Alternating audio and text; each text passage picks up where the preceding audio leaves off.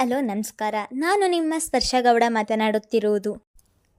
ಯಾರೆಲ್ಲ ಇನ್ನು ಕಾಮನಬಿಲ್ಲು ಕಥಾಗುಚ್ಛ ಯೂಟ್ಯೂಬ್ ಚಾನಲ್ನ ಸಬ್ಸ್ಕ್ರೈಬ್ ಆಗಿಲ್ವೋ ಕೂಡಲೇ ಸಬ್ಸ್ಕ್ರೈಬ್ ಆಗಿ. ಕತೆ ಇಷ್ಟ ಆದರೆ ಶೇರ್ ಮಾಡಿ, ಲೈಕ್ ಮಾಡಿ ಹಾಗೂ ಕಮೆಂಟ್ ಮಾಡಿ. ನಾನು ಇವತ್ತು ಹೇಳ್ತಿರೋ ಕತೆ ಒಂಗಿರಣ ಭಾಗ 146. ಆಗ ತಾನೇ ಹೊರಗಿನಿಂದ ಬಂದ ಋಷಿಗೆ ಆ ದೃಶ್ಯ ಕಣ್ಣಿಗೆ ಬಿದ್ದಿತ್ತು. ಅವಳು ನೀಡಿದ ಹಣವನ್ನು ಸ್ವಾಮಿನಾಥನ್ ಅವರು ಇನ್ನೇನು ಕೈ ನೀಡಿ ತನ್ನ ಕೈಗೆ ತೆಗೆದುಕೊಳ್ಳಬೇಕು ಎನ್ನುವಷ್ಟರಲ್ಲಿ ಅಪ್ಪ ಎಂದು ಕೂಗುತ್ತಾ ಒಳಗೆ ಬಂದವನು 500ರ ನೋಟನ್ನು ಹಿಡಿದಿದ್ದ ಆರಾಧ್ಯಳ ಕೈ ಹಿಡಿದು ತನ್ನ ಅಪ್ಪನಿಗೆ ಹಣ ಕೊಡಲು ನೀವು ಯಾರು ಎಂದು ಕೋಪದಲ್ಲೇ ಹೇಳಿದನು. ಅವನ ಈ ರೀತಿ ಕೋಪಕ್ಕೆ ಕೂಡ ಕಾರಣ ಇತ್ತು. ಅವನ ತಂದೆ ಸ್ವಾಮಿನಾಥನ್ ಅವರು ಮೊದಲೆಲ್ಲ ತನ್ನ ಸಂಬಂಧಿಕರ ಮುಂದೆ ಹಣಕ್ಕಾಗಿ ಕೈ ಚಾಚಿದಾಗ ತುಂಬ ಜನ ಅವಮಾನ ಮಾಡಿದ್ದು ಅವನ ನೆನಪಿಗೆ ಬಂದಿತ್ತು. ಆನಂತರ ಋಷಿಗೆ ಜವಾಬ್ದಾರಿ ಬಂದ ಮೇಲೆ ಸಂಬಂಧಿಕರ ಮುಂದೆ ಹಣಕ್ಕಾಗಿ ಕೈ ಚಾಚದಂತೆ ತಂದೆಗೆ ತಾನೇ ಹಣ ಕೊಟ್ಟು ನೋಡಿಕೊಂಡಿದ್ದನು. ಆದರೆ ಈಗ ಆರಾಧ್ಯಳ ಬಳಿ ಹಣ ಕೇಳಿದ್ದು ಕೂಡ ಅವನಿಗೆ ಅವಮಾನವಾದಂತಾಗಿತ್ತು. ಹಾಗಾಗಿ ಸ್ವಲ್ಪ ಯೋಚಿಸದೆ ತನ್ನ ಅಪ್ಪನಿಗೆ ಹಣ ಕೊಡಲು ನೀವ್ಯಾರೋ ಎಂದು ಹೇಳಿಬಿಟ್ಟನು. ಆದರೆ ಈ ಮಾತಿನಿಂದ ಆರಾಧ್ಯಳ ಮನಸ್ಸಿಗೆ ಆಗುವ ನೋವಿನ ಅಂದಾಜು ಕೂಡ ಅವನಿಗಿಲ್ಲ. ಅವನ ಕಣ್ಣಲ್ಲಿ ಕಾಣುತ್ತಿದ್ದ ಕೋಪವನ್ನು ನೋಡಿಯೇ ಎದರಿ ಹೋದಳು ಆರಾಧ್ಯ. ಅದು ಮಾವ ದುಡ್ಡು ಎಂದು ತಡೆದು ನುಡಿದಿದ್ದಳು. ಅವರು ನನ್ನಪ್ಪ, ಅವರಿಗೆ ದುಡ್ಡು ಬೇಕಿದ್ದರೆ ನಾನು ಕೊಡುತ್ತೇನೆ, ನೀವ್ಯಾರು ಅವರಿಗೆ ದುಡ್ಡು ಕೊಡಲು ಎಂದವನು ಬಿಗಿಯಾಗಿ ಹಿಡಿದಿದ್ದ ಅವಳ ಕೈ ಮಾತ್ರ ಬಿಟ್ಟಿರಲಿಲ್ಲ. ಆಗಲೇ ಆರಾಧ್ಯಳ ಕಣ್ಣು ತುಂಬಿದವು.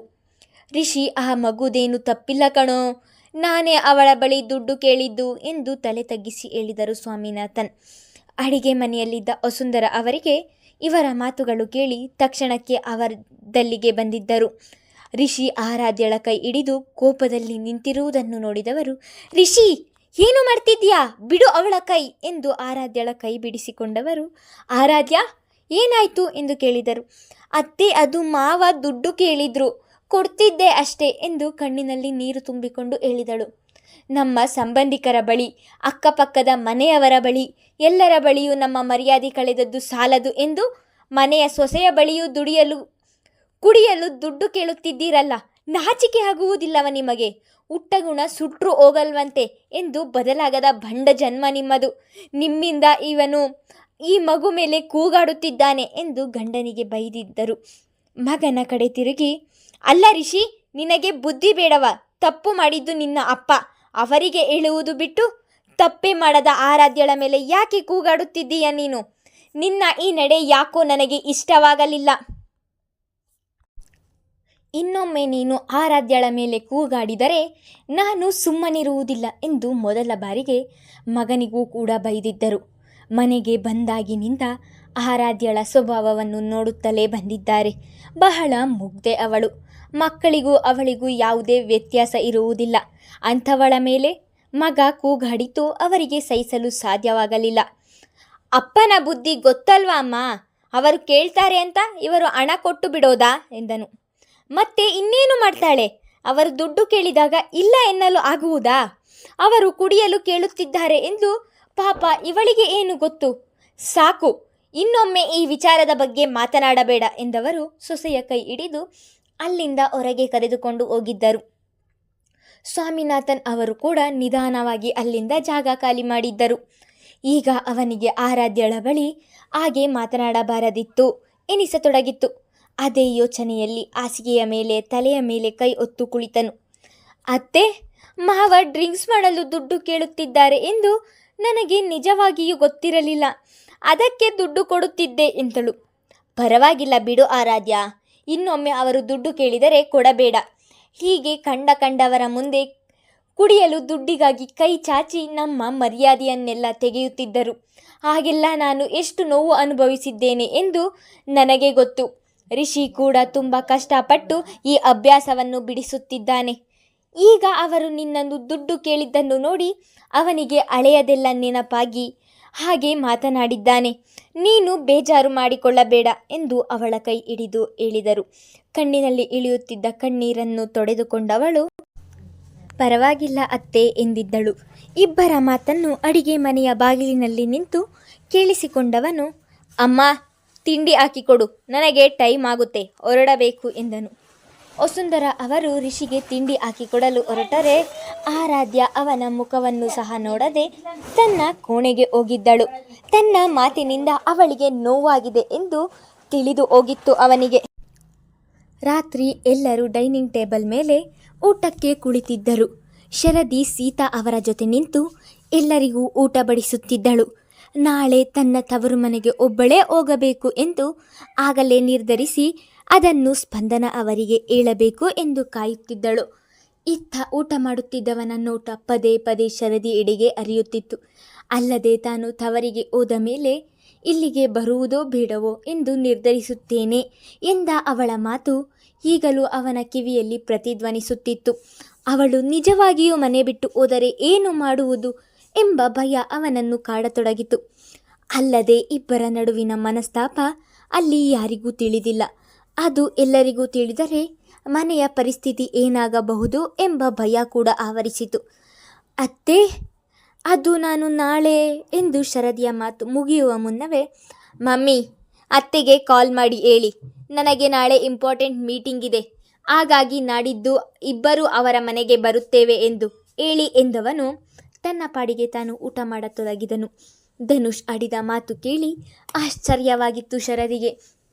ಆಗಲೇ ತನ್ನ ಜೊತೆ ಆಗೆಲ್ಲ ಮಾತನಾಡಿದವನು ಈಗ ಇಷ್ಟು ಸುಲಭವಾಗಿ ಅಮ್ಮನ ಮನೆಗೆ ತಾನೂ ಬರುತ್ತೇನೆ ಎಂದು ಹೇಳುತ್ತಿರುವನಲ್ಲ ಎಂದು ಯೋಚಿಸುತ್ತಾ ರಪ್ಪೆ ಬಡಿಯದೆ ಅವನನ್ನೇ ನೋಡುತ್ತಾ ಉಳಿದಳು.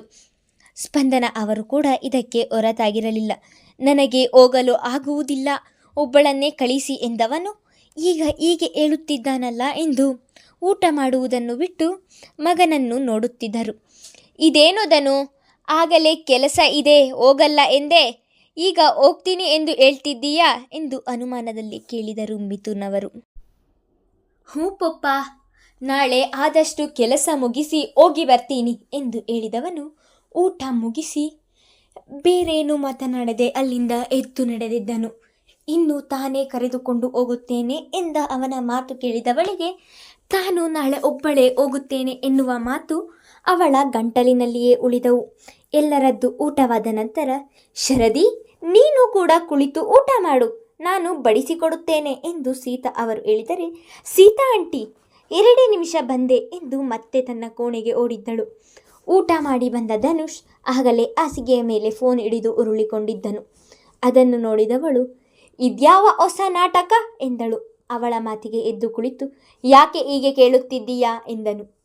ಅಮ್ಮನ ಮನೆಗೆ ಬರುವುದಿಲ್ಲ ಎಂದು ಹೇಳಿ ಅದೇನು ಸಡನ್ನಾಗಿ ಮನಸ್ಸು ಬದಲಾಯಿಸಿದ್ದು ಎಂದು ಕೈಕಟ್ಟಿ ಕೇಳಿದಳು.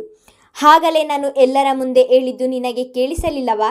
ನಾಳೆ ಕೆಲಸ ಮುಗಿಸುತ್ತೇನೆ, ಅದಕ್ಕೆ ನಾಡಿದ್ದು ಹೋಗೋಣ ಎಂದಿದ್ದು. ನಿನ್ನ ಅನುಮಾನ ಬಗೆಹರಿದಿದ್ದರೆ ನಾನು ಮಲಗುತ್ತೇನೆ ಎಂದು ಮತ್ತೆ ಮಲಗಿದನು. ಅಸಲಿಗೆ ಅವಳು ತವರಿಗೆ ಹೋದರೆ ಇಲ್ಲಿಗೆ ಬರಲಿಲ್ಲ ಎಂದರೆ ಮನೆಯವರಿಗೆ ಏನು ಉತ್ತರ ಕೊಡುವುದು ಎಂದು ಯೋಚಿಸಿದವನು ತಾನೇ ಅವಳನ್ನು ಕರೆದುಕೊಂಡು ಹೋಗಿ ಅವಳನ್ನು ಜೊತೆಯಲ್ಲಿಯೇ ಕರೆದುಕೊಂಡು ಬರಬೇಕು ಎಂದು ಯೋಚಿಸಿ ತಾನು ಕೂಡ ಹೊರಟಿದ್ದನು. ಮತ್ತೆ ಕೇಳಿದರೆ ಎಲ್ಲಿ ಬೈಯುತ್ತಾನೋ ಎಂದು ಯೋಚಿಸಿದವಳು ಇನ್ನೇನು ಕೇಳದೆ ಊಟ ಮಾಡಲು ಕೆಳಗಡೆ ಬಂದಳು. ಕಚೇರಿಯಲ್ಲಿ ಕುಳಿತು ಕೆಲಸ ಮಾಡುವವನ ದೇಹ ಮಾತ್ರ ಇಲ್ಲಿತ್ತು. ಮನಸ್ಸು ಆರಾಧ್ಯಳ ಸುತ್ತವೇ ಸುತ್ತುತ್ತಿತ್ತು. ಬೆಳಗ್ಗೆ ಅವರಿಗೆ ಹಾಗೆಲ್ಲ ಮಾತನಾಡಬಾರದಿತ್ತು. ನಾನು ತಪ್ಪು ಮಾಡಿದೆ.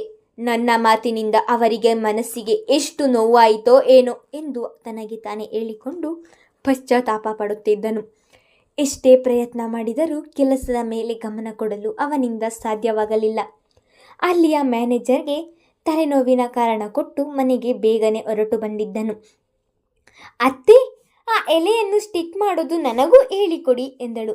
ವಸುಂಧರ ಅವರು ಇಸ್ತ್ರಿ ಎಲೆ ಚುಚ್ಚುತ್ತಿದ್ದರೆ ಅವರ ಪಕ್ಕ ನೆಲದಲ್ಲಿ ಕುಳಿತು ತನಗೂ ಹೇಳಿಕೊಡಿ ಎಂದು ದೊಂಬಾಲು ಬಿದ್ದಿದ್ದಳು. ಆರಾಧ್ಯ, ಇದನ್ನು ನೀನ್ಯಾಕಮ್ಮ ಕಲಿತೀಯಾ? ಇದೆಲ್ಲ ನಿನಗೆ ಅಭ್ಯಾಸ ಇಲ್ಲ, ನಾನೇ ಚುಚ್ಚುತ್ತೇನೆ ಬಿಡು ಎಂದು ವಸುಂಧರ ಅವರು ಎಷ್ಟು ಹೇಳಿದರೂ ಕೇಳದ ಹುಡುಗಿ, ಇಲ್ಲ ಅತ್ತೆ, ನನಗೂ ಹೇಳಿಕೊಡಿ, ಒಂದೇ ಒಂದು ಎಲೆ ಸ್ಟಿಕ್ ಮಾಡ್ತೀನಿ ಎಂದಳು. ಅವಳ ಈ ಮುದ್ದು ಮುದ್ದು ಮಾತಿಗೆ ಅವರಿಗೆ ಇಲ್ಲ ಎನ್ನಲು ಮನಸ್ಸಾಗಲಿಲ್ಲ. ಅಲ್ಲದೆ ಅವಳು ಸ್ಟಿಕ್ ಎನ್ನುತ್ತಿದ್ದುದು ಅವರಿಗೆ ನಗು ತರಿಸುತ್ತಿತ್ತು. ಇದನ್ನು ಸ್ಟಿಕ್ ಮಾಡೋದು ಎನ್ನುವುದಿಲ್ಲ, ಆರಾಧ್ಯ, ಚುಚ್ಚುವುದು ಎನ್ನುತ್ತಾರೆ ಎಂದು ಅವಳಿಗೆ ಹೇಳಿಕೊಟ್ಟಿದ್ದರು. ಹೌದಾ, ನಾನು ಹಾಗೆ ಮಾಡ್ತೀನಿ, ಹೇಳಿಕೊಡಿ ಎಂದು ಒಂದು ಕೈಯಲ್ಲಿ ಕಡ್ಡಿ ಇನ್ನೊಂದು ಕೈಯಲ್ಲಿ ಒಂದು ಎಲೆ ಹಿಡಿದು ಕುಳಿತಳು.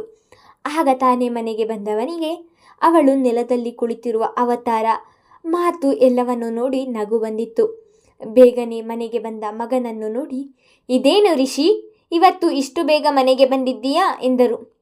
ಯಾಕೋ ತಲೆನೋವು, ಅದಕ್ಕೆ ಬೇಗ ಬಂದೆ ಅಮ್ಮ ಎಂದು ಅಲ್ಲಿ ಕುರ್ಚಿಯ ಮೇಲೆ ಕುಳಿತನು. ಆರಾಧ್ಯ ಈಗಲೂ ಸಹ ಅವನೆಡೆಗೆ ನೋಡಲಿಲ್ಲ. ಅತ್ತೆ ನೋಡಿ, ಈಗ ಸ್ಟಿಕ್ ಮಾಡೋದು ಎಂದಳು. ವಸುಂಧರ ಅವರು ಅವಳ ಕೈ ಹಿಡಿದು ಹೀಗೆ ಚುಚ್ಚಬೇಕು ಎಂದು ತೋರಿಸಿಕೊಡುತ್ತಿದ್ದರು. ಅವರು ತೋರಿಸಿಕೊಟ್ಟ ಹಾಗೆ 2 ಎಲೆ ಸೇರಿಸಿ ಕಡ್ಡಿಯ ಸಹಾಯದಿಂದ ಚುಚ್ಚಿದಳು. 3ನೇ ಎಲೆ ಸೇರಿಸಿ ಚುಚ್ಚುವಾಗ ಚುಚ್ಚುವ ಅಂಚಿನ ಕಡ್ಡಿ ಮಿಸ್ ಆಗಿ ಅವಳ ಹೆಬ್ಬೆರಳಿನ ಉಗುರಿನ ಕಣ್ಣಿಗೆ ಚುಚ್ಚಿಕೊಂಡಳು. ಅದರ ನೋವಿಗೆ ಮಮ್ಮಿ ಎಂದು ಕೂಗಿದಳು. ಆಗಲೇ ಕಟ್ಟಿ ಚುಚ್ಚಿದ ಜಾಗದಿಂದ ರಕ್ತ ಬರಲು ಶುರುವಾಯಿತು. ಮುಂದುವರೆಯುವುದು. ರಿಷಿ ಆರಾಧ್ಯಳ ಕೈಯಿಂದ ರಕ್ತ ಬರುವುದನ್ನು ನೋಡಿ ಸುಮ್ಮನೆ ಕೂರುತ್ತಾನಾ ಅಥವಾ ಬಂದು ಏನಾದರೂ ಸಹಾಯ ಮಾಡುತ್ತಾನಾ ಎಂದು ಮುಂದಿನ ಸಂಚಿಕೆಯವರೆಗೂ ಕಾದು ನೋಡೋಣ. ಧನ್ಯವಾದಗಳು.